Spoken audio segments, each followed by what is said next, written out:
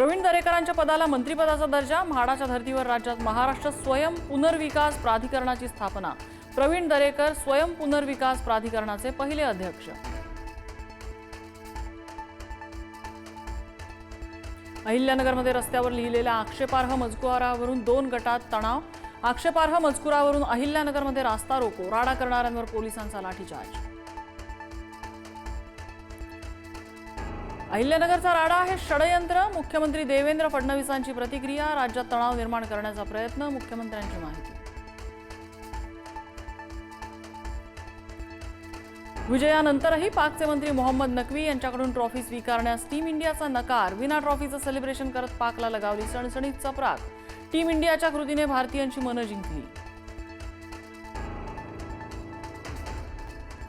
राज्यातील 12वीच्या विद्यार्थ्यांना दिलासा, परीक्षा अर्ज भरण्यास 20 ऑक्टोबरपर्यंत मुदतवाढ। अतिवृष्टी पूरस्थितीमुळे महत्त्वाचा निर्णय। राजकीय धार्मिक आंदोलनातील 77 खटले मागे घेण्याची राज्य मंत्रिमंडळ उपसमितीची शिफारस।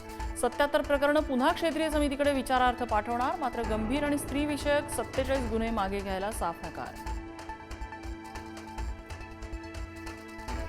कोल्हापुरात असदुद्दीन ओवैसींच्या दौऱ्याविरोधात हिंदुत्ववादी संघटनांचं आंदोलन। भारत हा सर्वांचा आहे, आम्ही कुठेही जाऊ शकतो, इम्तियाज जलील यांची प्रतिक्रिया। येत्या 2 ऑक्टोबरला ठाकरेंच्या शिवसेनेचा दसरा मेळावा शिवाजी पार्कवर पार पडणार। दसरा मेळाव्याचा आणखी एक टीझर प्रदर्शित। सातारचा शाही दसरा साधेपणानं साजरा करणार, खर्चाची रक्कम पूरग्रस्तांसाठी। छत्रपती उदयनराजे भोसलेंचा निर्णय। दरवर्षी दिमाखात पार पडतो साताऱ्याचा शाही दसरा सोहळा।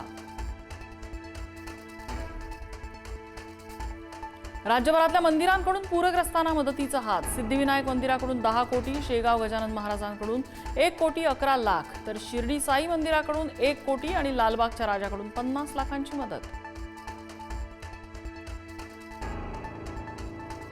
राज्यातला पावसाचा जोर ओसरणार, पुढील 2-3 दिवस राज्यातील पावसाचा जोर कमीच।